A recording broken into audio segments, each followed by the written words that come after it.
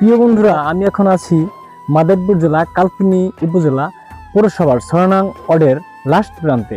আমি যে রাস্তাটিতে দাঁড়াই আছি, এই রাস্তা দিয়ে কালকিনি থেকে ফাইসাতলা যাওয়ার মধ্যে একটি রাস্তা। এই রাস্তাটি একসময় কাঁচা ছিল, খুবই কষ্ট হইতো মানুষের চলাফেরা করার জন্য। কিন্তু এই যুগে এসে দেখতে পাইতেছি এই রাস্তাটি খুব মজবুতভাবে পাকা হয়ে গেছে। পাকা হওয়ার মাঝেও একটু সমস্যা রয়ে গেছে। প্রিয় বন্ধুরা, খেয়াল করেন যে রাস্তার মাঝখানে এই খাম্বাটি এখনো রয়ে গেছে। তাই এলাকার মানুষের অভিযোগ যে এই রাস্তাটির কারণে এখানে পাকা একটু গ্যাপ রয়ে গেছে। এই গ্যাপ থাকার কারণে যে আমাদের ভ্যান চালক এবং অটো চালক ভাইয়ের আছে, তাদের খুবই ক্ষতির সম্মুখীন হতে হয়।